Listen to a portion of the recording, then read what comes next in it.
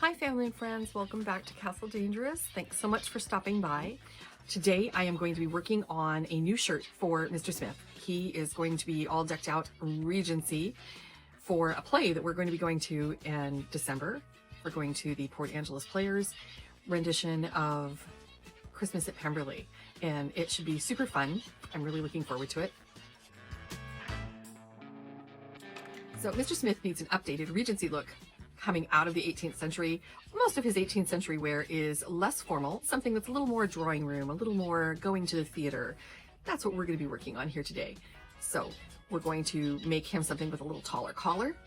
It's going to be made out of, in this case, a cotton, because the linen that we could get is a little too heavy and it will be too warm for him to wear and keep his coat on, which he'll want to do because Regency gentlemen might unbutton their coats, but they did not take them off.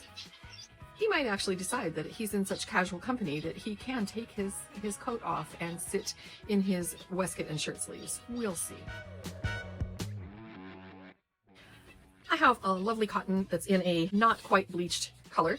It's a very soft Egyptian cotton. It is a sheet, has the added bonus of an embroidered top, which I can tell you, if it had been my sheet, I would have been donating it too, because this embroidery would have been just bothered the crud out of me sleeping under it and getting it up against my face. For a collar though, for Mr. Smith, this is plenty tall enough. It will have a slash, and he likes to have a placket because that is sturdy. He wants it to have a yoke, and as this is his shirt and he has come to his couturier tailor, he's going to get what he asks for. So unlike George Washington, who couldn't get his tailor to give him longer sleeves in his shirts or longer legs in his trousers, who always looked slightly hunched over when he was standing, it's because his clothes didn't really fit. We don't really deal with that well here either at Castle Dangerous. Non-fitting clothing, just because you're in it doesn't mean it fits. So I'm going to clear the cutting table, which has turned into the place that everything went for Thanksgiving. It was supposed to be taken down, but then there was the whole emergency shirt making was on the horizon. You don't really need to know this. I'll see you over at the cutting table.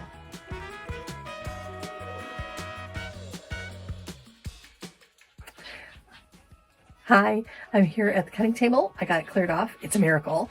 And I'm ready to lay out Mr. Smith's new shirt.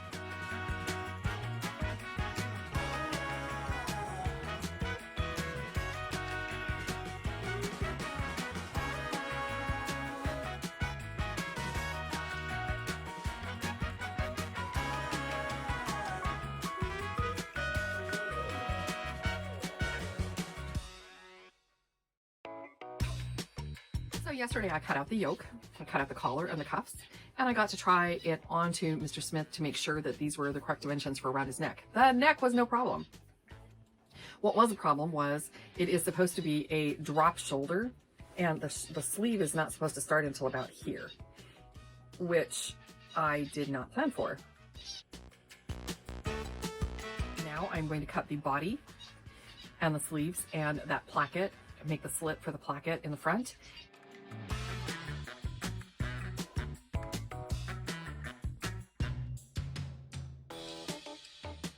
Hi, I'm over at the sewing machine now, and I'm going to sew this little placket onto the front. The slash goes first, and then I'm going to turn it, and then I'm going to roll the edges under and top stitch it down because it's underneath Mr. Smith's waistcoat and under his whatever neckwear he will have.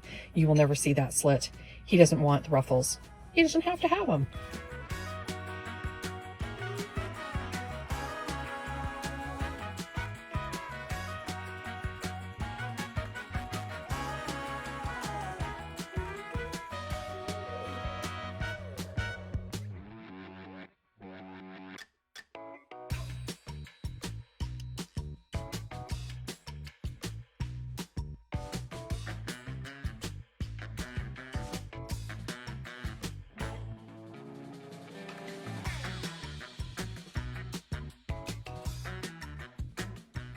Now I'm going to sew the back, which is kind of a twisty origami mess right now. Back is in between the two pieces of the yoke.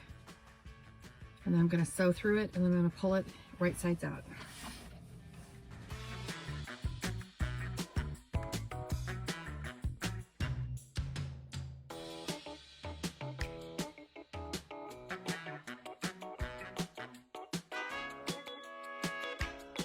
challenge of the day was getting the collar on. I think that the cuffs are going to go very easily, and I got the serger set up, so edges are serged. It's just a little bit nicer finish for putting through a washing machine, which most Regency people did not use a washing machine, go figure. So on with those cuffs.